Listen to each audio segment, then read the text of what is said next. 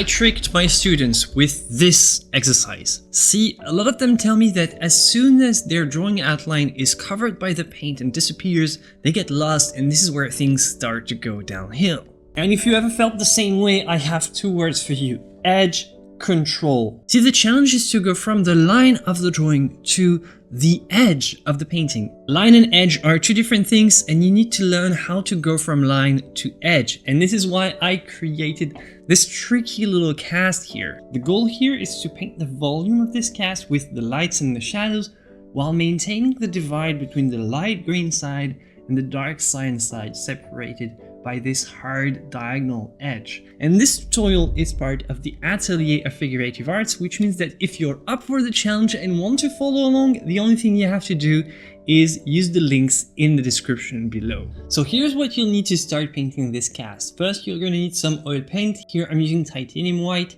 phthalo green yellow shade PG36, phthalo blue PB15, cadmium yellow PY35, and Mars black PBK11.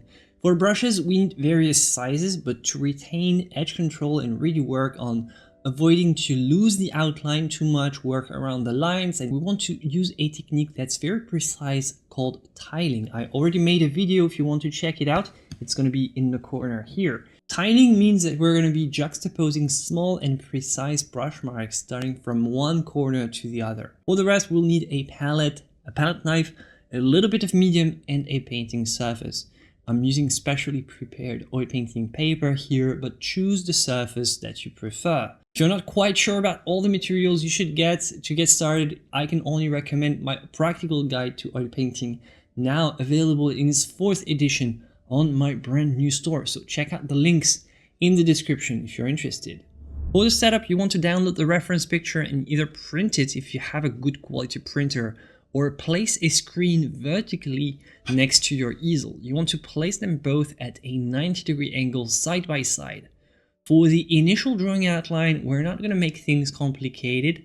We simply want to transfer the outline on the canvas and reinforce the contours with a black colored pencil. It doesn't have to be highly detailed, just focus on basic proportions and key structural lines that will act as landmarks during the painting phase. Most importantly, reinforce the critical contours around the edges of the shadow shapes.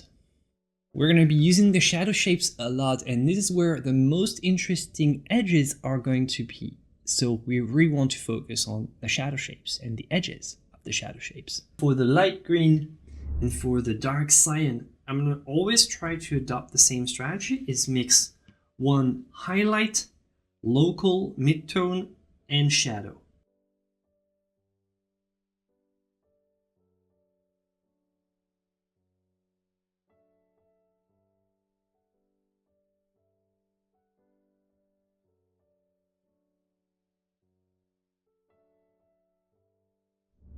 So step 2 is understanding edge control. We want to observe the model and identify where the hard, soft, and lost edges are.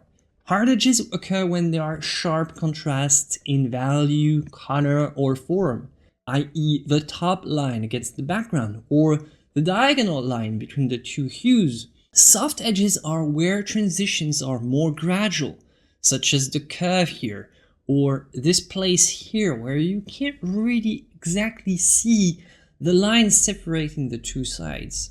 And lost edges is when you can't really exactly point out where one side starts and where the other one stops.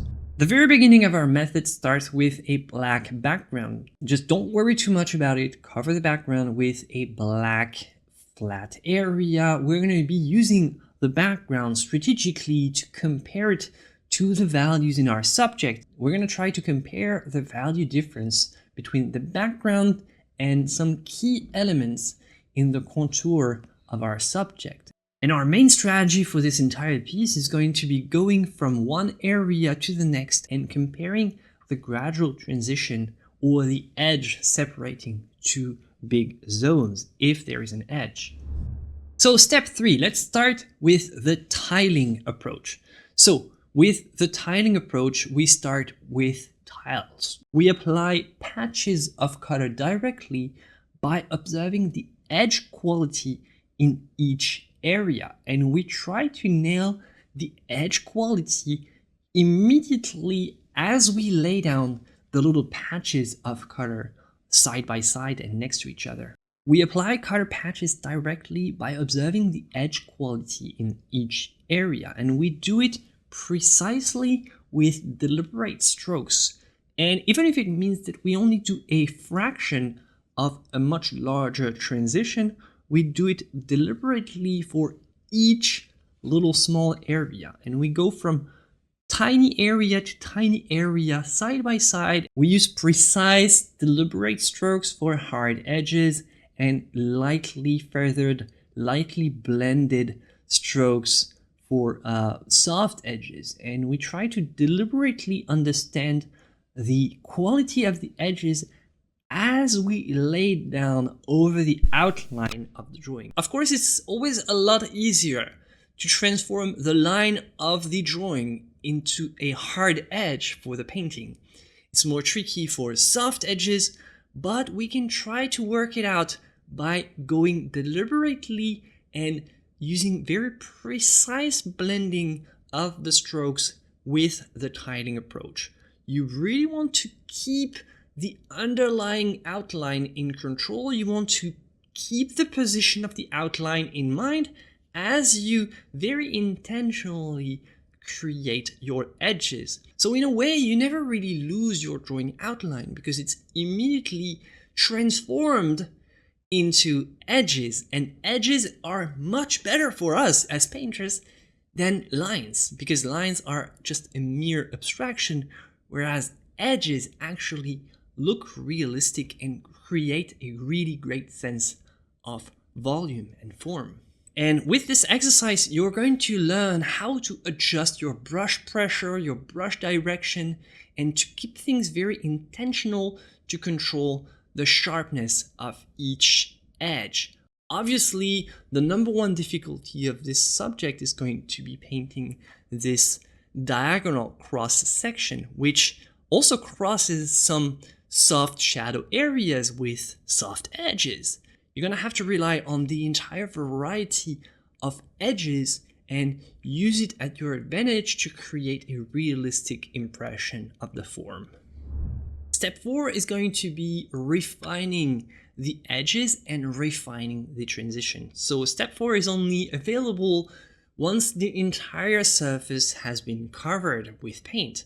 So once everything has been touched, still you might need to do some refining. Once the initial layer is fully applied on the whole surface, sometimes the edges need to be refined a little because, of course, tiling is not the best way to describe edge quality, and very often a little bit of retouching is going to be needed. So you can sharpen hard edges by using clean, defined strokes, or you can soften the transitions by gently blending with a dry brush or a big, wide, soft bristle brush.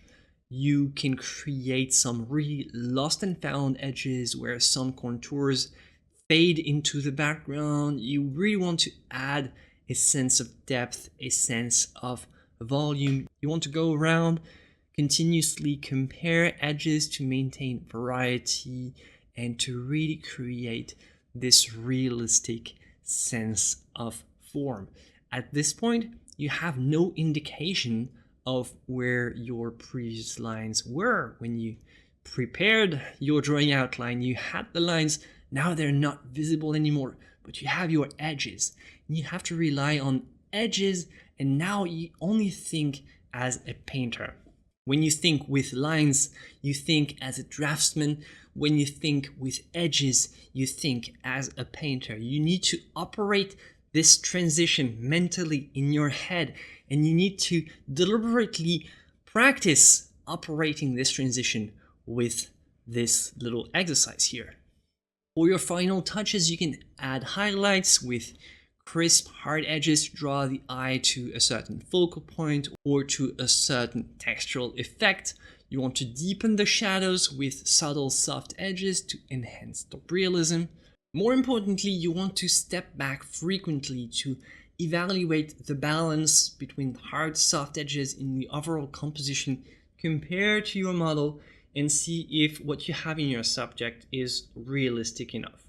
So really it's all about observing the model closely to really identify this natural edge variation. Keep in mind that the same edge can be soft at one point and go to something harder at some point and then completely lost at another point. So you really want to practice using different brushes, different techniques to achieve the right level of realism in your edge representation.